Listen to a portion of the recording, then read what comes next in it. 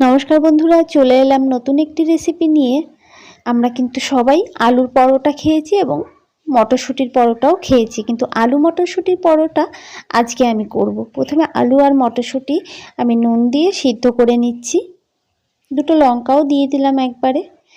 সিদ্ধ করা হয়ে গেলে এবার জল ঝরিয়ে নেব।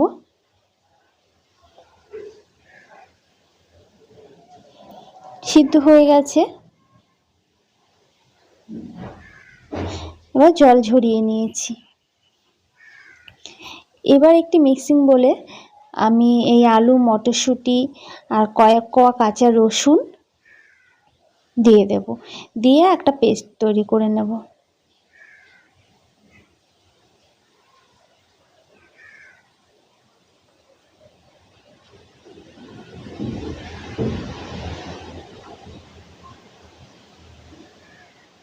পেস্টটা হয়ে গেছে, এবার কড়ার মধ্যে তেল দিয়ে একটু হিং দিয়ে দেব, দিয়ে এই যে পেস্টটা তৈরি করে রেখেছি এটা দিয়ে খুব ভালো করে একটু ভেজে নেব। এর মধ্যে পরিমাণ মতো নুন হলুদ দিয়ে দিলাম, আর 1 চামচ চিনি আর কিছুটা গুঁড়ো মশলা দিয়ে দিলাম।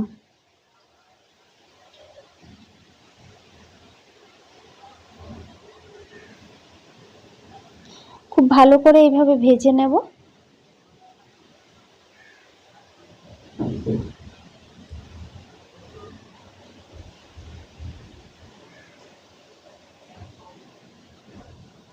ভাজা হয়ে গেছে, এবার আমি একটা বাটিতে তুলে নিচ্ছি।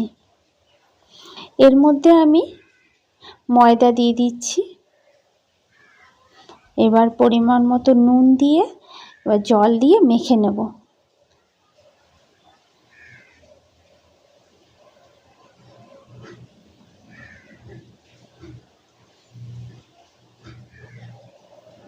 খুব ভালোভাবে মেখে এইভাবে ডোটা তৈরি করে নিয়েছি। এবার ছোট ছোট করে গোল গোল করে এগুলো আলাদা আলাদা করে নেব।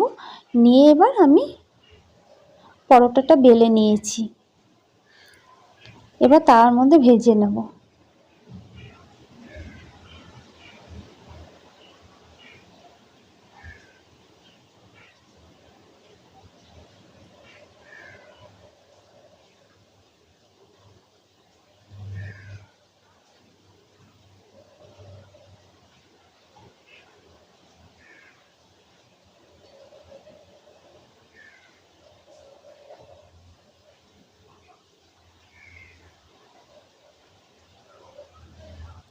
এবার একটু তেল দিয়ে পরোটাগুলো আমি ভেজে নিচ্ছি।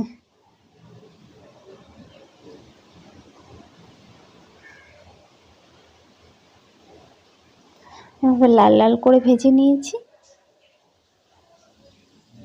ব্যাস রেডি হয়ে গেল কড়াইশুঁটি আলুর পরোটা।